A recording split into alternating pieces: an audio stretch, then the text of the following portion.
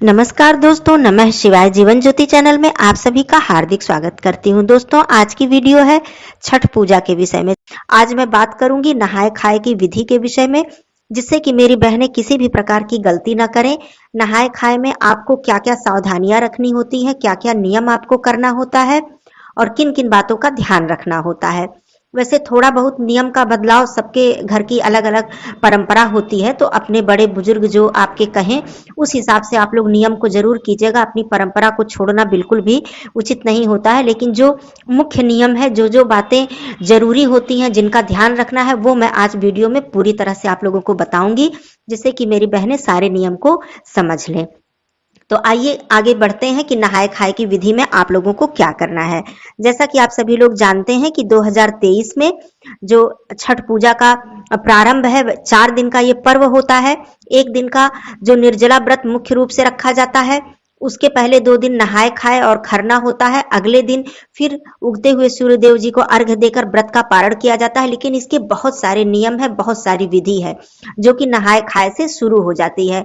तो नहाए खाए का जो नियम होगा वो 17 नवंबर से शुरू हो जाएगा। आइए बात करती हूँ नहाए खाए में हमारी सभी बहनें। इस दिन तो नियम की मैं बात करूँ तो नदी या तालाब में स्नान करने का नियम होता है, लेकिन मान लीजिए आपके घर के आसपास कोई पवित्र नदी या सरोवर है, तब आप स्नान कर लीजिए, नहीं तो आप घर पर ही नहाए खाए की विधि कर सकती हैं। और पानी में गंगा जल डालकर आप स्नान करके आपका जो ये गंगा स्नान का नियम है ये हो जाएगा।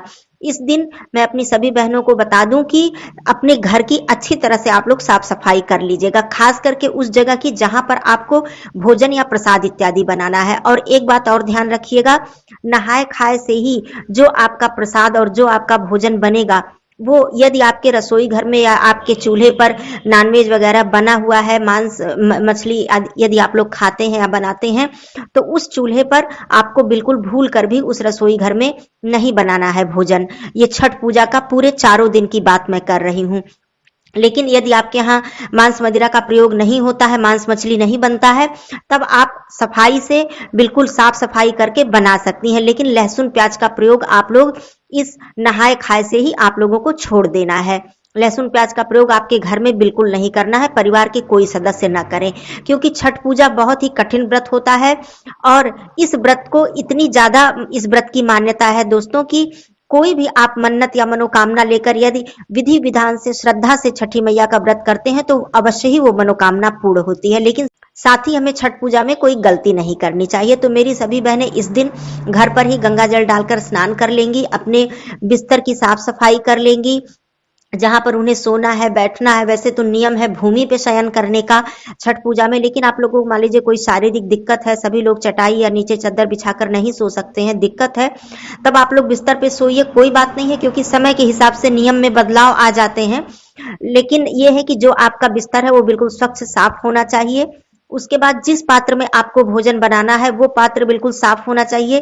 प्रतिदिन के प्रयोग करने वाले पात्र में आप लोग भोजन ना बनाएं, बल्कि छठ पूजा के लिए आप लोग अलग बर्तन ले लें और उसी को हर वर्ष आप लोग उसी में प्रसाद और भोजन बनाएं और फिर उसको रख दें साफ सफाई करके, फिर अगले वर्ष करें। तो ऐसे बार बार आपको नया बर्तन लेने की जरूरत नहीं है, लेकिन जैसा भी आपके यहाँ होता हो, मैं नियम की बात बता रही हूँ।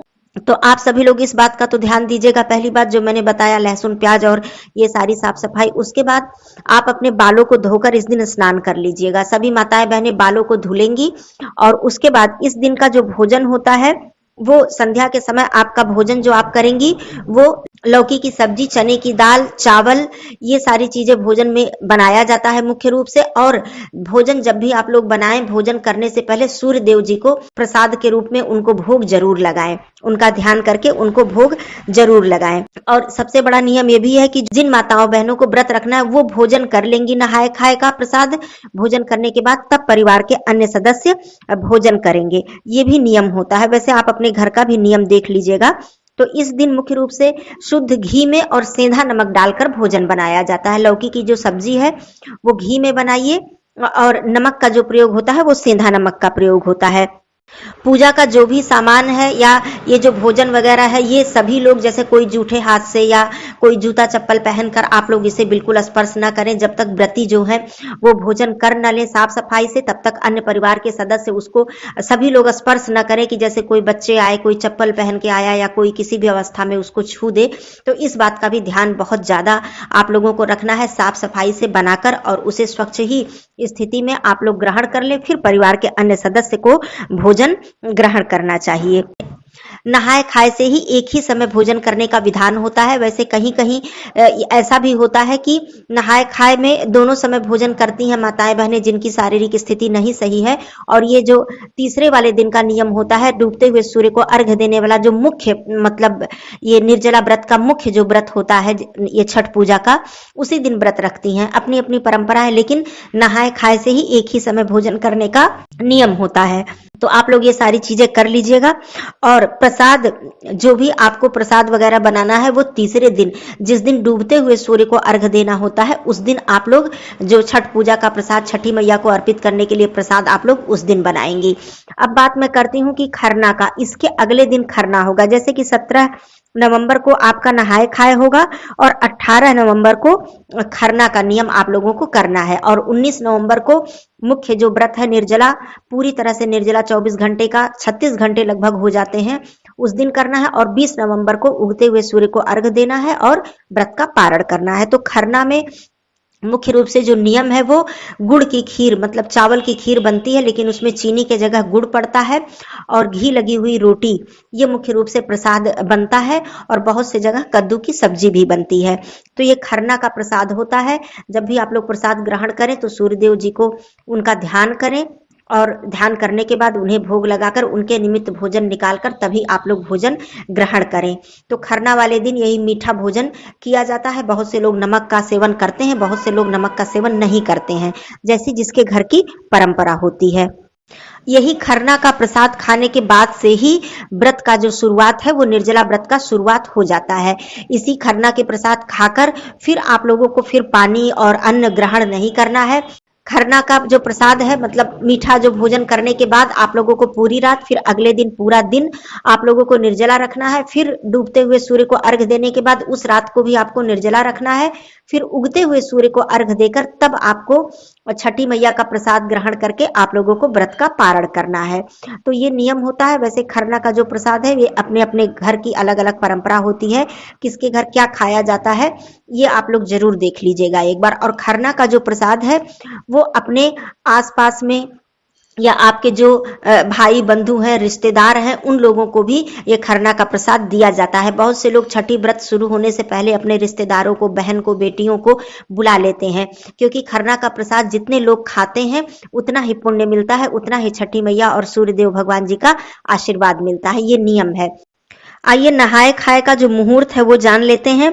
बहुत ही शुभ मुहूर्त इस बार 2023 में मिल रहा है। चौघड़िया मुहूर्त प्राप्त हो रहा है। सामान्य मुहूर्त नहाए खाए का सुबह 6:45 से 8:05 तक है।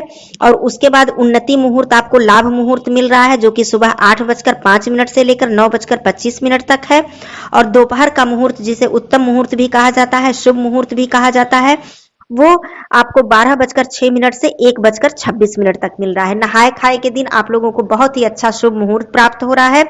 सभी माताएं बहनें इस शुभ मुहूर्त में स्नान आदि करके अपने घर की साफ सफाई करके पूरी तरह से अपने व्रत को प्रारंभ करें, और छठी मैया का आशीर्वाद आप लोगों पर बना रहे। फिर इससे आगे व्रत का जो मुख्य व्रत का नियम है, प्रसाद इत्यादि बनाने का सामग्री क्या है, पूजा कैसे करनी चाहिए, पारण का क्या नियम है, ये सारी वीडियो आती रहेगी। एक ही वीडियो में सारा कुछ बताना संभव नहीं होता है, क्योंकि वीडियो बहुत लंबी हो जाती है।